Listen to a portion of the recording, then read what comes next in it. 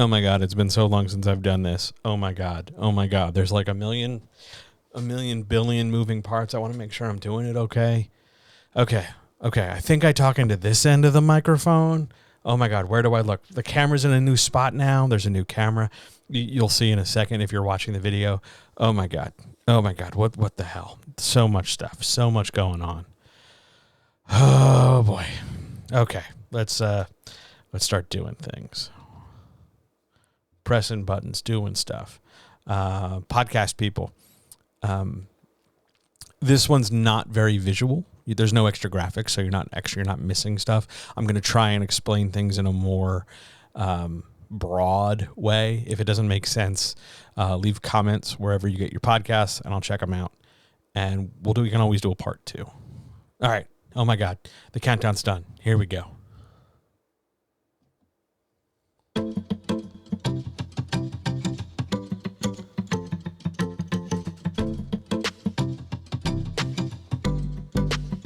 Now we'll see how good you are.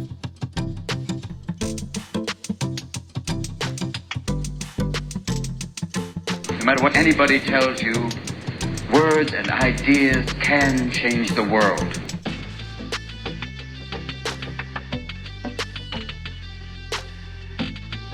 Ready to work. Oh my God, wow. All right, so first step, video people, there's a new camera, and it's massive. It's huge. It's also down lower, so you're going to see more of the space, and I know it's a mess. It's always a mess. But, yeah, here I am. I'm back. I'm not sure this is where the camera's going to permanently live because it's at a really funny angle. It's sort of where the old one used to be, but the frame is it's a 4K camera, so it's got a totally different thing, and it makes me look ginormous. Like, I can't begin to tell you that this shirt is like 4 sizes larger than I really am, but I don't have any skinny person clothes, so we'll just have to like pretend that there's like a thin person underneath this. I swear, I promise. But camera new, old camera gone. But this is going to take some getting used to because there's also new lights. So this is what I normally look like. And this is terrifying. Like this has been ages and a day since I did this. Holy shit.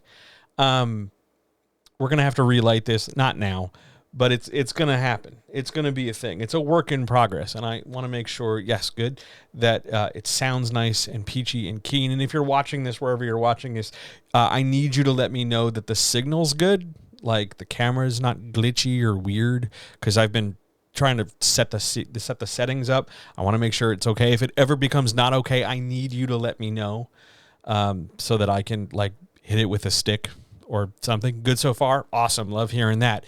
Tonight, this is going to be brief and technical. I hope that's okay. I'm so used to having the camera like this way because that's where the old camera was. So I got to like turn. This is so weird to me because it feels really like too cash. But yeah, we'll figure this out. We'll make this happen. Eventually there's going to be a boom that comes down this way so I can just talk. But we're not there yet. That's a thing for when there's money again, which who knows. But for now, hi. It's good to be here. I miss you. It's been a long time. I don't know how long it's been, but it feels like forever. So if you have no idea who I am, because that's a really strong likelihood, I'm John. I help you write better. This is John helps. Where is it? It's on this side now. John helps you write better. Hi. It's delightful. It's really nice to be here. I'm super excited. And tonight, like the title card said, we're talking about action beats.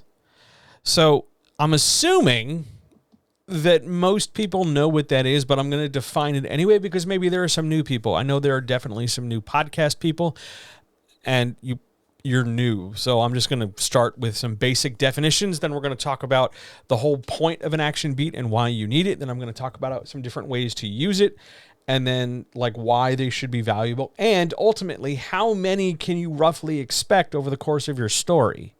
Because depending on your genre, that number's real fluid, but it's also entirely up to what you're writing, because you can defy that expectation.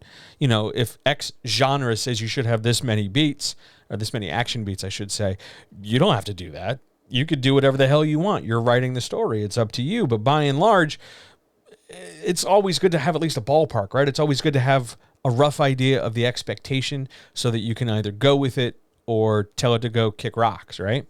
I also have to get used to the fact that now, like, the entirety of this is seen, because normally the other camera was real narrow, so you didn't see half the shit I do with my arms. So I'm also really hyper conscious as I get used to this new camera.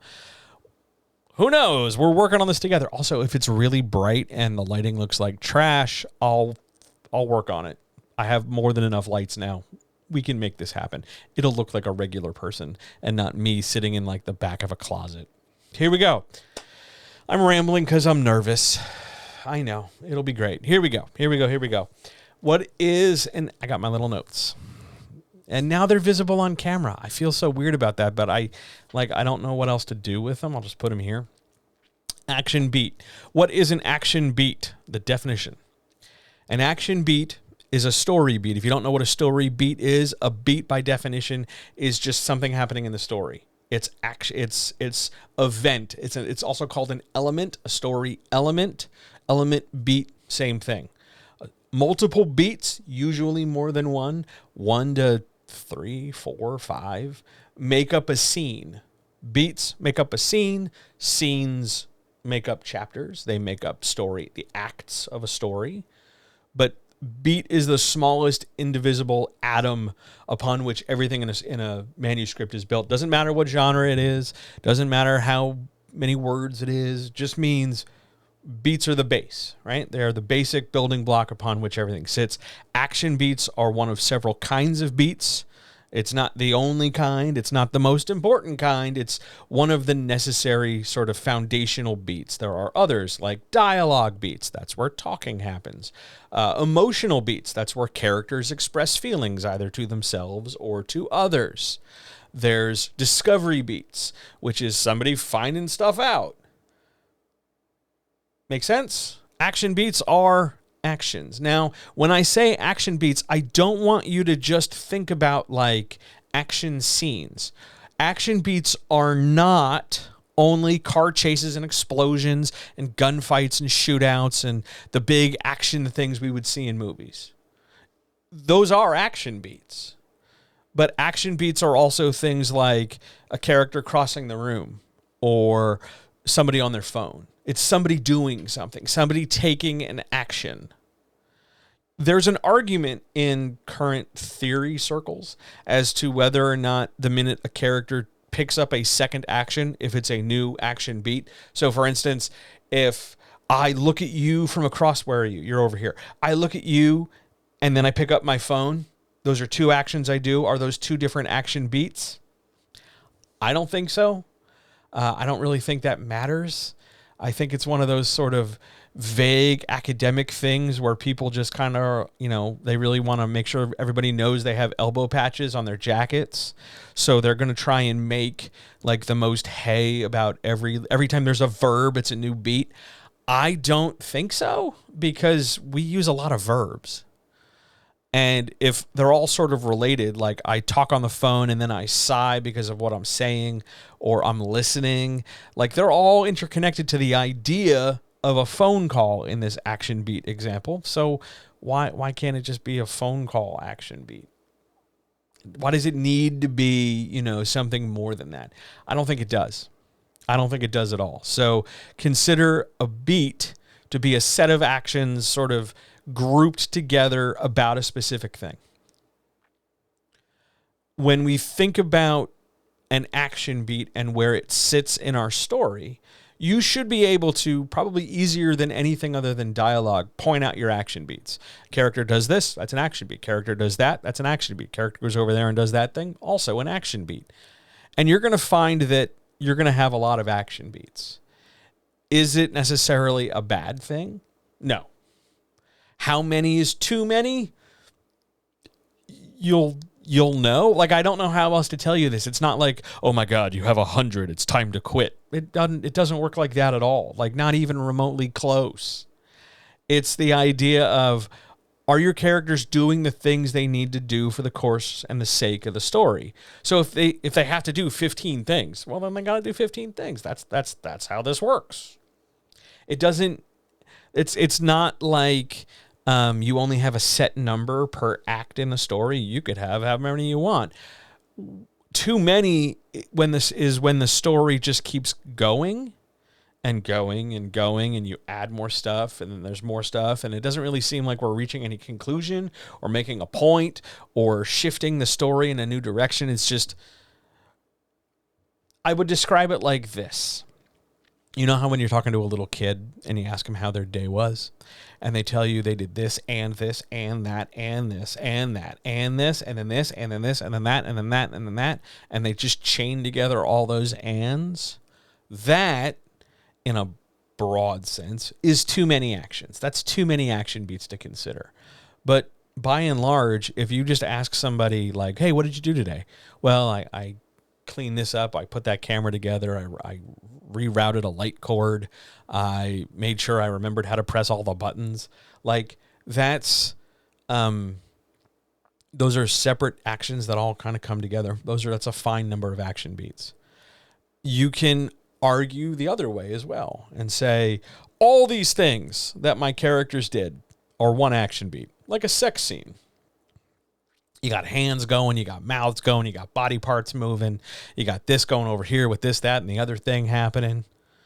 There's multiple people doing multiple verbs, but you can call that all one beat and go, oh, it's a sex scene. Done. Here's our sex beat. Simple. There's nothing wrong with that either. No pimp or publisher, no agent or publisher is going to quiz you on this.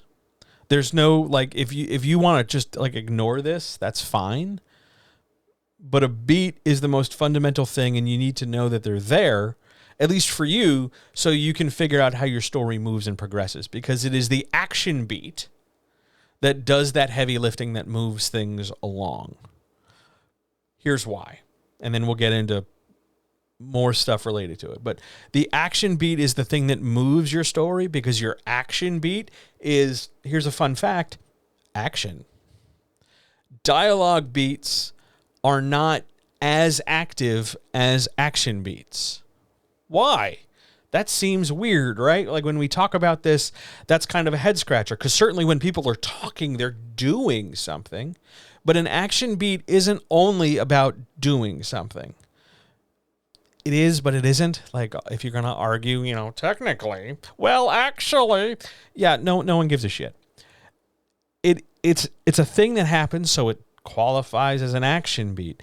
But in terms of its narrative importance, or the more technical term, its narrative load, that's the amount of story importance a thing is carrying through the story, talking is just talking. And it is assumed by most readers in most contexts, most of the time, that in order for them to focus on the, hearing the characters talking, that the rest of the world has somewhat paused or frozen. And one of the problems I often see with editing and coaching and stuff are when writers kind of forget that the whole world is spinning and moving, and they just freeze everything so that, one person can talk to another, and then another person can go back and forth. And then, oh, by the way, we have to get back to the fact that we're in a car chase. Dialogue doesn't move the story enough. Action beats are called driving beats, not just because that's where you drive the car, but because they drive the story forward. Make sense? That's why when you think about the pattern of your beats, whenever you're trying to move the story forward and give the reader like, hey, here's the next thing we're going to, here's the next setup, here's the next this or that, it's probably 90-something% of the time a really good idea for that thing that moves them forward to be an action beat. Because it's going to be the most clear and direct way for you to push your reader and kick them forward. Like, hey, we have to go fight the dragon now. Time to go start that action beat where we fight the dragon, or start the action beat where we go travel to go fight the dragon. It's that momentum, it's that movement, it's that activity that the reader's going to attach to and care about and move your story along. Without action beats, or when you have a lack of them, your story feels slow, like disproportionately, disgustingly, boringly slow. And it's going to seem like nothing really matters in your story, even if your conversations are contextually like hyper developed. Like they're two mega beings discussing the continuance of existence, like really heavy duty shit. But if there's no action beat, it's just people talking, it's going to feel dull. Doesn't matter what it is, doesn't matter who it is, doesn't matter the context you set up. Without action, without those beats to support story, you're not really going to get the response you want. You need action beats. That said, I'm going to get a mouthful of water, and then we're going to talk about something called the beat cycle and the beat economy, which are two ways to interpret and use those beats. We're going to focus on action beats. In theory, I was thinking I could do this for each kind of beat. As I said before, this is not going to be like a terribly long thing. It's kind of difficult to go more than like an hour on one particular beat because they're not that big. But if you have questions, hello people in chat, by the way. If you have questions, just fire away. They'll pop up on this monitor, and I'll be happy to explain things or answer things. And if I use a term for whatever reason that like it doesn't occur to me to explain it and you need it explained, please ask, because I want to help you write better. It's literally in the business name. All right, mouthful of water first. And then, hang on. There we go. And then we'll get back to work. 2 seconds. Oh my God. Okay, here we go. We're going to do a beat cycle, and then we're going to do a beat economy. A beat cycle is a progression from one beat to the next, or one group of beats to the next. When you go through your manuscript, this is particularly true when you're revising or when you're drafting your later drafts. But you can do this in your first draft. You can do this while you're still in the act of getting the words out of your brain and onto the page. That's fine. There's no real wrong way to do this. But you're probably going to run into something called a beat pattern, which means you're going to run into a set of writing where you have, let's just make something up, and it's not wrong when I do it. You're going to have an action beat, then a discovery beat, then a dialogue beat, then an action beat, maybe an emotional beat. So you're going to have this pattern of beats, 1, 2, 3, and 4, or 1, 2, 3, 4, 5, 6, or 1, 2, 3, 4, 5, 7, 8, 9, 10. Who knows? But you're going to have this stretch of beats, and then it's going to loop back. So you might start with action, dialogue, investigation, emotion. That's a pattern. And then after you get to emotion, you have another action beat, and the loop comes back.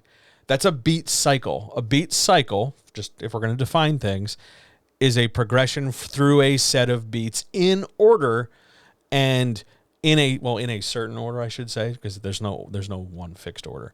So in an order to help move your story along. Let's do an example so you know what I'm talking about, so that it doesn't sound too terribly like academic. Let's see, what movie did I just saw Nope. When it was, last week before my birthday, I saw Nope. That's the new Jordan Peele horror movie. The title tells you everything you need to know about whether or not you should see it. Just there's your John movie opinion. But you'll have a beat cycle in Nope, like investigation, something happens, people try to figure out what it is. They talk about it, they have a dialogue beat. Then the camera lingers on an emotional beat because you need to be able to be like, oh no, it's scary. It wasn't. But oh no, it's supposed to be scary. So action beat, something happens. Investigation, dialogue, emotion. And because of that emotion, because of that feeling they're feeling, they go take another action.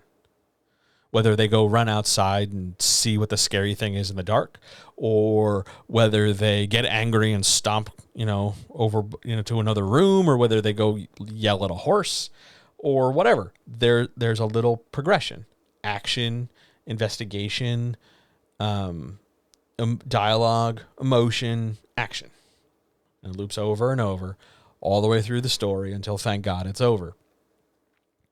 That's a beat cycle. When you tie together multiple beat cycles, you build what's called a beat economy. How many cycles? More than 2. You're going to have multiple cycles in your story. Unless your story is like a children's picture book, but even then you're going to have at least one cycle. You're going to have multiple cycles into an economy, and you're going to want to put a priority on one kind of beat in that economy, because then it becomes the dominant beat type. I know this gets real technical, but I swear there's a point to it.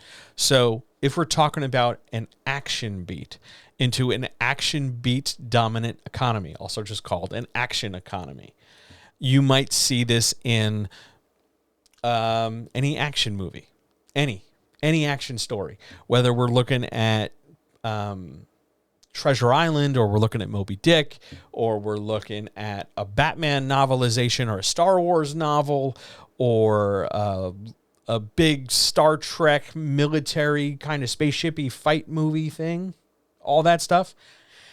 Those are action beat dominant economies, meaning that when there is an action beat, whatever that is, whether it's Kirk chasing Khan, or Khan firing phasers, or Spock carrying the thing and getting irradiated, or whatever, the action beat is where the most narrative load and the most connection for the reader or the viewer exists. It means whatever the dominant beat type is the most important beat type in the story. So if you're doing a murder mystery, let's say, I don't know, but let's say you're writing a murder mystery, you're probably going to have your discovery, your investigation beats, those moments and scenes where your character is looking for clues. They're probably going to be more important than anything else because it's a mystery. Now, if you're doing a romance novel, let's say, you probably don't want your action beats to be the most important thing. You probably want your emotional beats or your dialogue beats, because characters are talking to each other and expressing feelings. You probably want those to be your dominant beat. So you're going to have more of those than any other kind of beat in the story. But it's still going to be part of a cycle. Now, somebody somewhere is probably thinking, well, can I have multiple beats lined up next to each other? Yes-ish. I don't know how else to tell you this. Yes-ish. You can chain together multiple beats, dialogue beat, dialogue beat, dialogue beat, dialogue beat. But remember, your reader is waiting for something to happen. And the change in beat, the shift in beat from one thing to the next, the variation between beats, that's going to help move the story forward. Remember, we're not just laying out the story because we're trying to impress people with how much we've written, or look how clever I am, ha ha, ho ho, he he. We're trying to tell a story. We're trying to put a movie in their brain. And movies have moving parts. They're not just all one thing. They have a majority of one thing versus others, but it's not just one thing. So that variation in beats, your movement through your beat cycles into your beat economy, section by section, by act, chapter by chapter, however you break it up, that's what keeps the reader engaged. Because they know if you talk about, oh my God, we have to go fight the dragon, and we're building up this tension to fight the dragon, and we're traveling, and we're training, and we're talking, and we're expressing our fears because holy shit, it's a dragon, you guys. When we finally have that big action beat of, oh my God, it's a dragon, we really want something substantial to happen. We can only do that if we've built up to those action beats, if we've made them stand out in the story. How do we make a beat stand out in a story? You detail it. You express it. You paint a very clear picture for the reader. You spend words on the page. Some people, nervous people in particular, will sit there and go, yeah, but if I spend words on the page, John, if I like take my time and write this down, won't I kill my pacing? That's the phrase you hear. Won't it just slow the whole story down? No. Why? First of all, we're not talking like tens of pages here. We're talking like put a couple paragraphs here, put a couple paragraphs there. And even if they were long paragraphs with big giant run-on sentences, which editorially I can tell you, it's okay if it happens, but try not to make a habit about it. But even if you get real long-winded, like super, super long-winded, It's not the end of the world. And they're not so, the reader is not so ready to like flee at the first sign of trouble. You got to give them credit. You got to like trust them. They're in this relationship with you, and they came for this action beat. You've been building it up. Oh my God, it's time to go fight the dragon. Hey, you know, the kid who learned karate from the janitor has to go kick the blonde kid in the face to win the tournament. Like, you've been building this moment. Why on earth do you think they would run away? Why on earth would they be like, no, I'm out, see ya, and they throw the book across the room, and then they go do something? No, they're in this. They're here. They're ready. They want this. So give it to them. Take your time. Paint the scene. And I'm going to tell you, if you're watching this on YouTube, go look through the YouTube channel for a couple other videos on how to describe things, like every sentence is a camera, or several of the writers' chats where I talk about how to lay out a scene, and really understand that if you're dealing with beats and you're looking to write better beats, you're going to have to describe things. This isn't a matter of going how quick you can through it. Like, oh, I can do this in one sentence, and then I'm done. No. This is about focusing and being deliberate and understanding that, hey, I want this to matter, so I'm going to spend the words. I'm going to make sure you understand, like, exactly why this dude is standing over there with the sword, and where the tree is, and how the sunlight's coming through, and then where the lady with the crossbow is, and then where the dragon is. Like, paint the picture. Your pacing is not so tenuous. It's not hanging on by a thread. Your pacing is the cumulative effort of tension and expectation and action across your whole set of beats, across your whole book, honestly. So don't worry about your pacing if you're taking your time developing your beat. It's not like, yes, is there a point where it's too far? Yeah, but that's true of anything. By and large, for the most part right now, what you need to focus on, especially if this is like totally new to you and you feel really overwhelmed, is figuring out right now in your draft where your beat cycle is and how to build a beat economy. And then figure out what kind of dominant beat you're using. Here's how to do that. And we'll kind of go through that, and then we'll start taking apart other beat structures and what's called the utility of beats. And then we'll get out of here. So we're doing pretty good on time. I'm pretty pleased with this. Are there any questions? I see there's a ton of people in chat. If you have, I'm going to get another mouthful of water. And I'm going to click the button because I realize my camera's backwards. So prepare for a thing to flip. Just don't freak out. It's going to be fine. I just realized that when I put the thing in there, see, now we're on the same side. So when I lift this hand, that's just for me. That's just a me thing. I didn't notice that before. Sorry. Okay. Mouthful of water. And, oh, God, that's delicious. Okay. Remember to stay hydrated. It's super important, especially like it's summer. Drink water. Don't die. You need to be able to identify your beats. You need to. It's going to help you be a better writer. It's going to matter. You need to know how to do this. Here's how to do this. Go grab your manuscript. And if it's too big, just grab a couple pages. It would help to print them out, but you don't have to.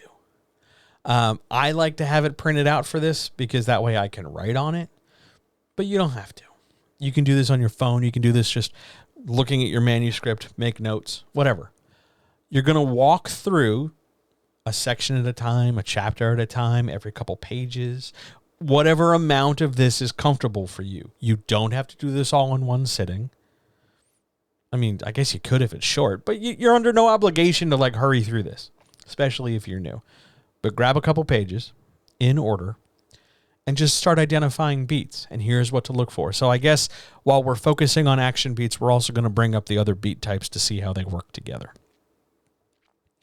First of all, identify your action beats. They're going to be easy. That's where your character's doing stuff. They're running, they're jumping, they're flying, they're swinging, they're casting spells, they're punching each other, they're humping, they're doing whatever, right? They're taking actions. Whether or not you want to flag every verb you got, that's up to you. I wouldn't. That sounds like a lot of work. Let's make this easier on you. But maybe, some people are just like, oh my God, it's a verb. That's a beat. Oh my God, it's a whatever. Make yourself happy. Okay? Make yourself happy. But identify your action beats. Then I want you to identify your dialogue beats. Generally, they're not going to follow each other back to back. Generally. Usually there's something in between, because you don't want to have like a big fight scene where, I got to fight here comes I'm the vigilante and I got to go fight the crook. I'm not going to stop and have an intense discussion with him about his mom or hey, I loved that pie recipe, because I'm a vigilante and he's a crook and I got shit to do with this vigilante. You know what I'm saying? You're generally not going to place your dialogue beat right up against your action beat. You can. It's okay. But generally, just because of the way we write things, it doesn't happen that way. Usually between your action and dialogue beats, there's probably an emotional beat or a discovery beat or a pause of some kind, or what's called a thought beat, which is a character just thinking. Because you need to transition away from I drove the car, I saw the guy, oh, I'm going to kill him, and then you go fight him. That progression, that little itty bitty movement from this to this to this, they're different verbs, so somebody somewhere can complain that, oh my God, they're all action beats. But they're not, because what kind of action they took mattered. I saw him. I had a moment about how much I hate this guy. Then I got out of the car, and then I ran over to him, and I said, hey, I'm going to go kill you now. And then I went into an action beat. The order of those things matter. The point of those things matter. You should be able to identify all your little beats. And if you're not sure of the name of the beat, if you couldn't think you could identify your micro beats, I'm just going to give you the big beats, okay? Action beat. It's your character doing stuff. Or all your characters doing stuff, whatever character doing stuff, including your bad guy. This isn't limited to just protagonists. This is every character in your story. Action beat. Somebody's doing stuff. Discovery beat. Also called an investigation beat. They're kind of the same thing. They're similar enough that you can lump them together, but when you need to, you can separate them. Investigation is when you go specifically look for a thing. Discovery is when it just sort of happens to fall into your lap, or you don't intend to look for it, but you find it. Oh my God, where are my keys? That's investigation. Hey, look, it's my keys. Discovery. It's a subtle distinction. Sometimes it's important, though, for later.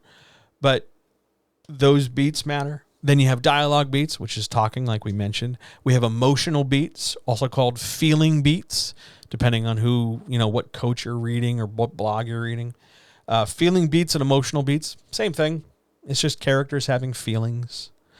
Sometimes feeling beats are also called thought beats. I make a distinction because not all thoughts carry feelings. Some thoughts are just statements of fact, oh, he thinks to himself, I need to get eggs tomorrow at the store. There's no real feeling there. I'm not oh, eggs, they'll change my life. It's more I need eggs. They're also called mental beats because they go on in your head. That might be a useful label for you if you're totally overwhelmed by the number of things I'm hurling at your face right now. That's fine. It's okay. Really. Whether you get real specific with this or not, there's no quiz. This isn't going to show up on the final. You're fine. Really. You do what works for you. I just want you to be able to point to a thing in a scene and go, that's this kind of beat, John. Why do I want that? Well, because later, next week, when we talk about how to build better scenes, I'm going to talk about beats, and you should know what I'm talking about. I don't think that's too much to ask.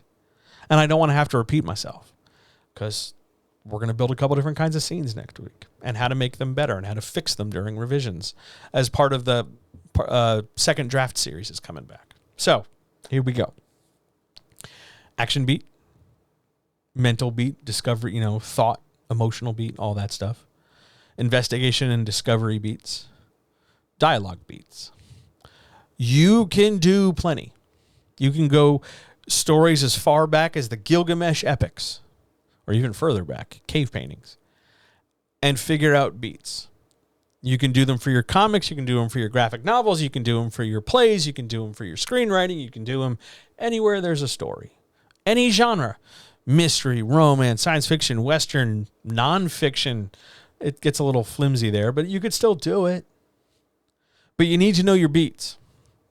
Not because somebody's going to ask, but when you got to take things apart and figure out how to fix them, like during revisions, or let's say you hire a coach or an editor, and that person comes to you and goes, "Hey, insert your name here.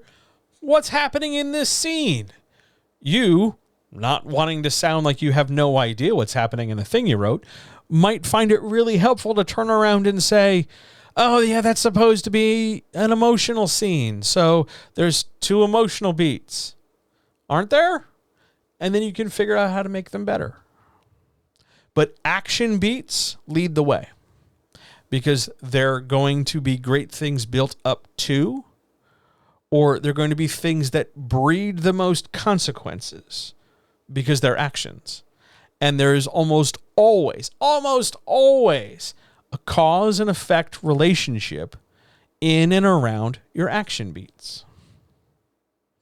What do I mean? Well, let's suppose, I don't know, you're flying a spaceship. If you're flying a spaceship to avoid the bad guys who's chasing you, so you fly into the asteroid field, and then you have to avoid getting hit by the asteroids, and there's a shiny droid behind you trying to tell you the odds, anytime you move the ship, the ship moves. And if you screw up and you hit an asteroid, well, you cause an effect. You cause the ship to move, and the effect of being hit by the asteroid is you got hit by an asteroid.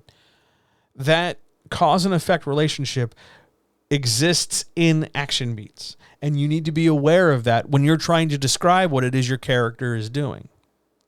Don't just think about like, here, let me pretend for a minute this is the sword I will use to attack the monster. Don't just say I stabbed the guy. Think about how else could I describe that so that the camera isn't only on like the zoomed out shot of me like stabbing at a distance. How else can we express it? Do we want to talk about how the sword pierced? Do we want to talk about the way the sword pierced? Do we want to talk about how the dragon was struck? Think about all the different ways you can work in 3-dimensional space to better put that picture in the reader's mind. Think about that cause and effect relationship.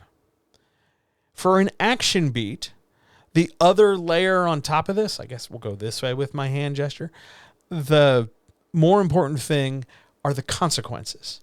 Action beats, I don't care what they are, have consequences. If, in the middle of your love triangle in your romance novel, the other guy picks up the phone after spying our protagonist and the love interest canoodling at a restaurant, if the other guy picks up the phone and he shoots a look and then he starts dialing and he talks to a mystery person on the other end, that's the consequence of whatever he's feeling and the consequence of them canoodling and being seen. Your consequences open up story opportunity. They open up future options. You need to worry about those consequences. Too many people, way too many people, blow this off, especially in fantasy novels. I'm not sure why, but too many people kind of forget the consequences part and just focus on the characters performing actions and action beats. And then everything just sort of stops or works out. And there's no real sense of anything mattering because whatever, they kill the dragon. That's fine. And I'm not talking like what are the geopolitical or the socioeconomic, problems of creating a power vacuum by eliminating a dragon. That's a different discussion for a different day. I mean, like, so you stab the dragon and then the dragon backed up and your sword stuck in him. So then what do? Consequences don't have to be these big global things. Consequences are also like, I only have 5 arrows and I've written 5 different sentences where the guy shot an arrow. Consequences. Now, yeah, you could take the easy way out and just say, change 5 to 10 and then we still have, ammunition. But Action beats thrive because of the action taken and the consequences they cause. Cause and effect. Consequence, response. If something happens in the world, and because characters in your story don't exist in a vacuum usually, if an action beat has consequences, which it's almost always going to, it's going to have consequences that spill into another beat. Now, maybe that beat's going to be right next to the action beat. So because I, scream at you, dialogue beat, you get angry and throw something at me, action beat. Maybe because I scream at you, you throw something, I duck, and then I scream more. Maybe I scream at you, you throw something, I duck, somebody else comes in the room and discovers us fighting. Action, consequences, opens the door for other beat types. And we want that variety in our beat cycle so that the reader can create a context to understand what the hell is going on. Because if you just string together one kind of beat, one after the other for a while, let's say you try to build a beat cycle that's action, action, action, action, action. The middle couple of those action beats, the reader's going to get lost in the shuffle. The reader's going to have a hard time placing importance on it. Well, is the third action beat less important than the second? More important than the third? Less important than the first? When things are, when you have multiple iterations of the same thing back to back to back to back, the reader needs more context. They need to know why you're doing it. They're going to ask why you're doing it. Why is this conversation 10 pages long? Why is this taking forever and a day for them to talk about their feelings?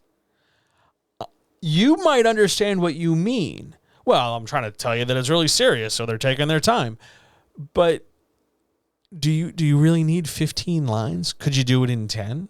Could we save a little bit of space? Could we break this dialogue up a little bit, throw some movement in there, give it an action beat? Maybe somebody needs to stand up and stretch their legs. Maybe, possibly, who knows? Think about when you organize your beats and you figure out, well, this beat follows that beat, follows this beat, follows that beat. Figure out the pattern. Figure out your cycle. Figure out your economy once you figure out your cycles. Now, you might have really long cycles. You might have a whole chapter that's a beat cycle by itself, and then the next chapter is a completely different beat cycle, and it doesn't really seem to loop. Is that bad? It's not necessarily bad, but at the same time, it's something you want to pay attention to. Because eventually you're going to have to reset. Because if you're just constantly expanding on cycles, here's a cycle, it doesn't repeat. And then we have a third cycle, fourth cycle, fifth cycle. The story is just bloating. We're just adding more and more scenes, and we're getting farther and farther away from really moving the story forward despite accomplishing things. This is how you run into stories that are like 600, 700, 800,000 words. They're supposed to be like 100, and you've just been writing for years. Oh, then there's this happening. Oh, well, don't forget these guys. Don't forget this thing. Don't forget that thing. I'll just keep adding. No, don't. Here, look. Don't keep adding stuff like that. It doesn't help you. The reason why beat cycles loop and why you form a beat economy is because you can learn to control the flow of story. Eventually it loops back because the reader needs a moment to catch their breath. If you just keep going and going and going and adding more detail and adding more scenes and adding more chapters and adding more events without really having a main plot to weave through them, or if it does weave through it, it just gets extended and stretched thinner and thinner and thinner, there's no real chance for the reader to park the knowledge you've given them. They just feel overwhelmed. You don't want that. So learn your beat types. Take your manuscript, go through a chunk at a time, and identify your beat cycle. What's that? That's an action beat. What's that? That's a dialogue beat. What's that? I don't know, but it's some kind of beat. It's okay not to know. Just write a note for yourself like, this is a scene where this is happening. Like, oh, this is a scene where they're trying to talk about their feelings. That must be an emotional beat. This is a scene where they discover the dead body. Discovery beat. It could be a discovery scene if you don't want to identify the individual beats because they're all lumped together. That's fine. But get in the habit of thinking about your story in terms of its blueprint.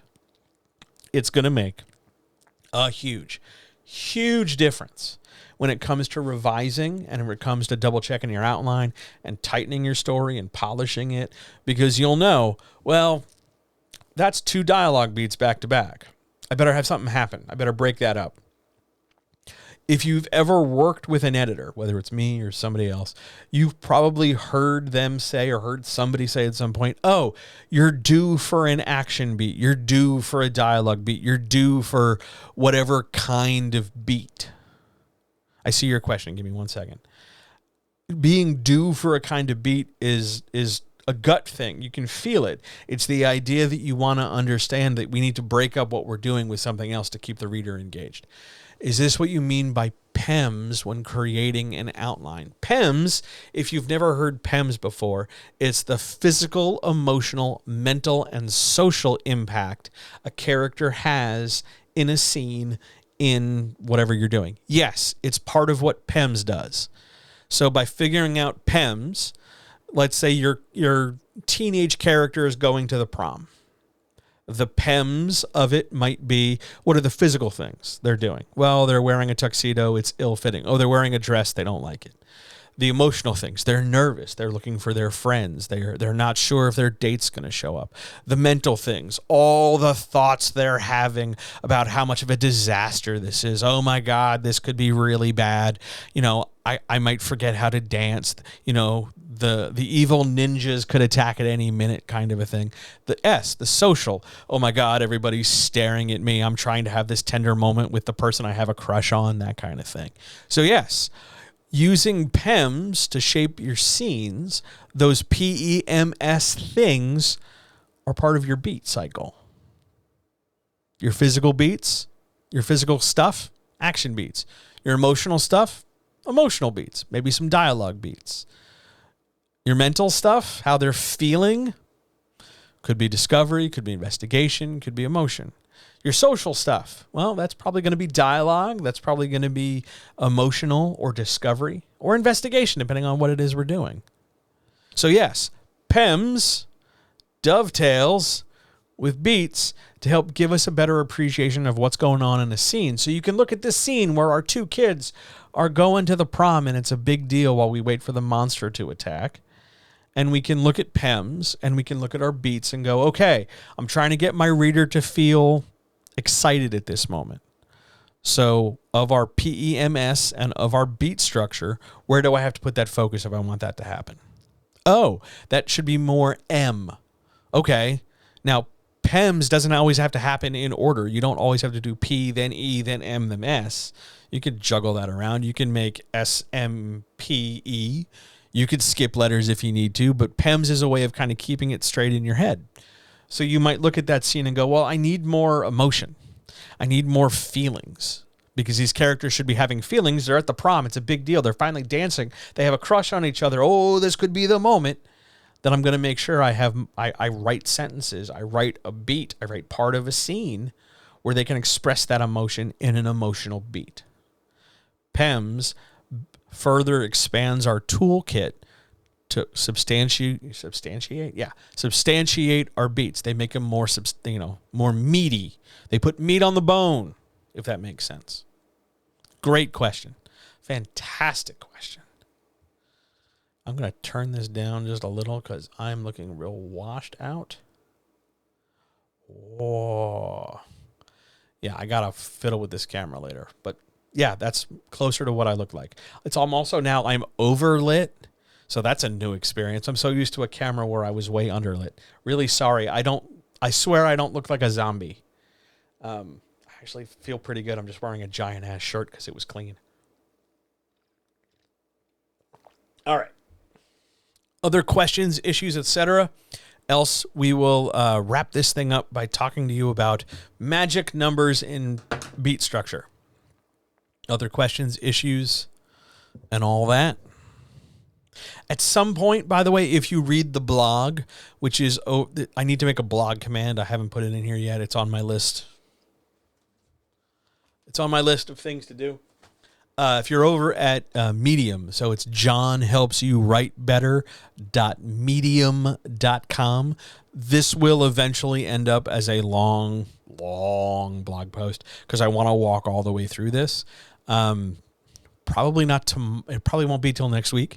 The rest of the week's pretty booked in terms of what I'm writing, but it's on my list of things to do. Maybe I'll do it over the weekend and have it out next Monday. I haven't thought that far yet, but yeah, beats. Other questions, issues, etc. We're pushing just about 50 minutes. I want to try and get out of here in an hour. Any questions? Else we will talk about magic numbers and take a big, deep breath because, oh my God, I streamed for the first time in apparently like a month. I'm so sorry. Things have just been so... I lost air conditioning for a while in the summer in the dead of the heat wave. Like, it was a whole fucking thing. It's better now. It's really good now. I'm quite pleased now. But for a while there, it was really like, oh my God, I can't stream. It's too hot. I'm not even here. We're better now.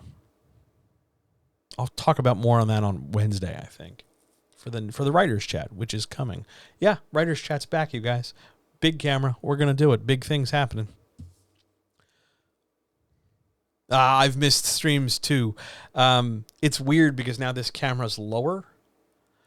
So like you see more of me. I'm working on it. I want to try moving the camera up just tomorrow and see what it's like.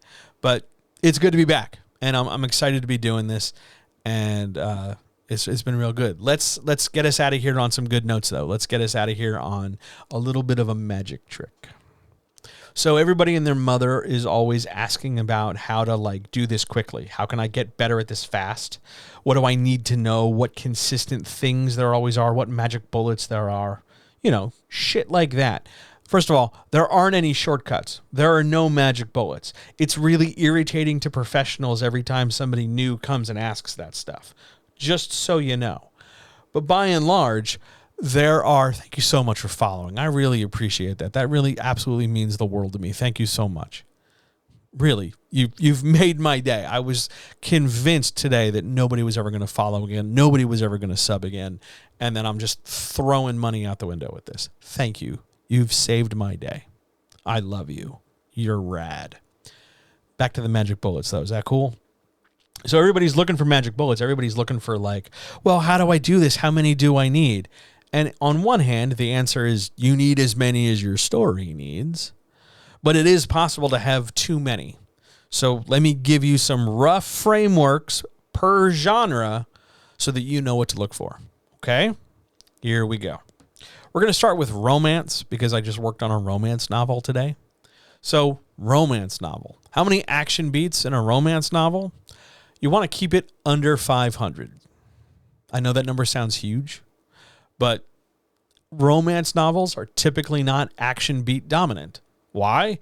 Because they're romance novels. You're probably going to want to have, emotion, dialogue beats be your two, and you can have more than one dominant thing. They can split, but your book's mostly going to be about feelings because it's a romance novel. Yeah, there'll be some action, sure, but nowhere near as much as there'll be like feelings, internal monologue, exposition, drawing it out.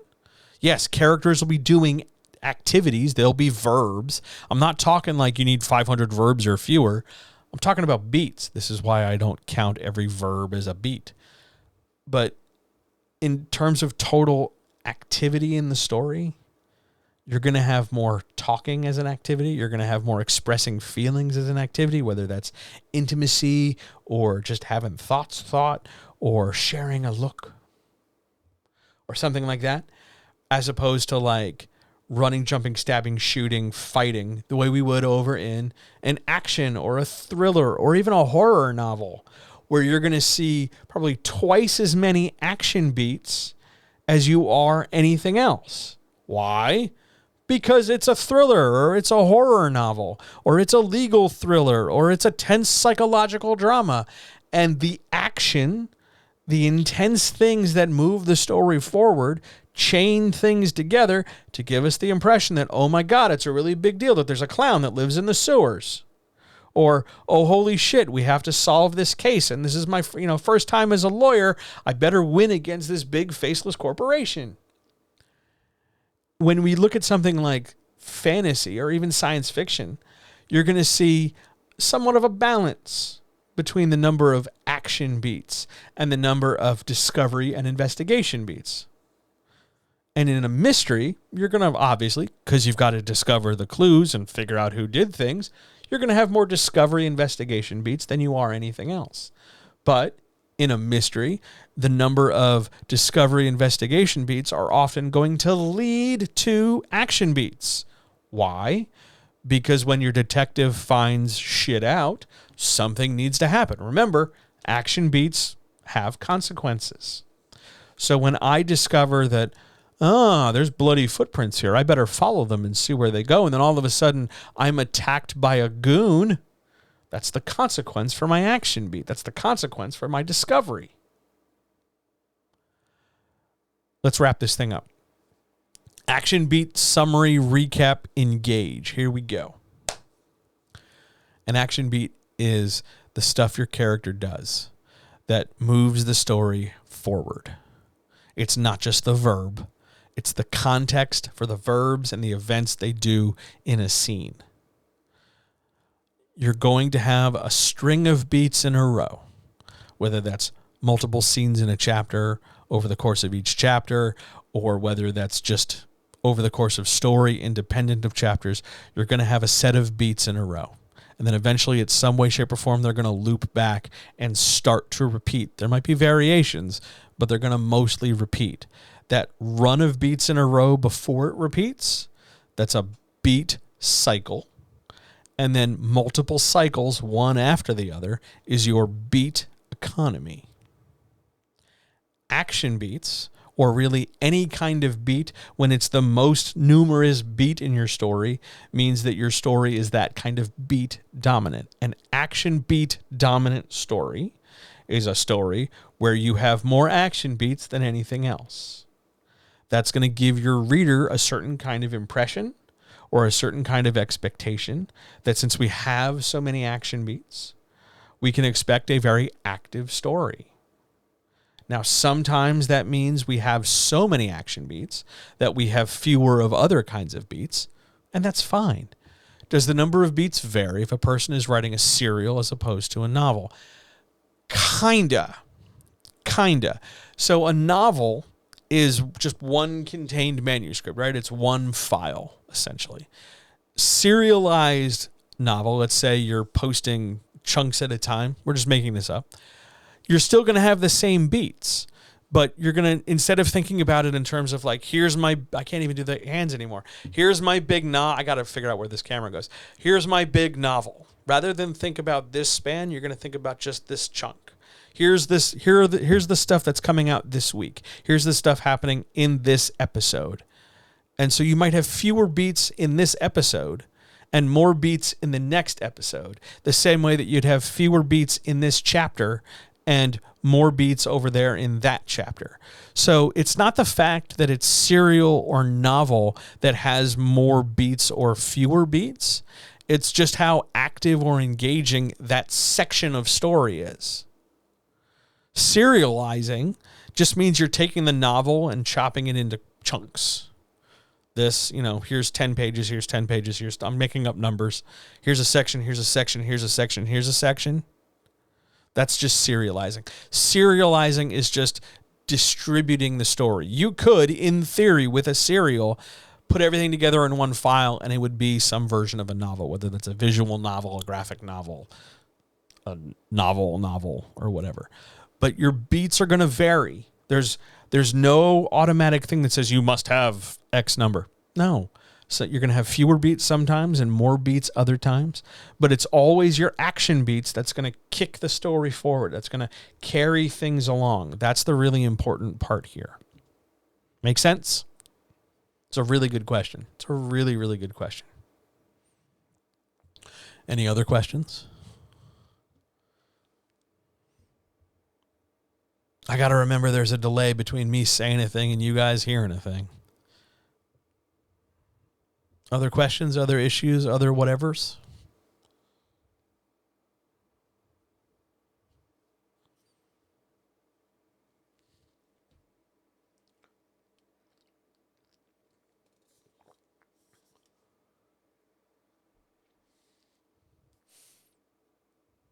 All right. I think we're good.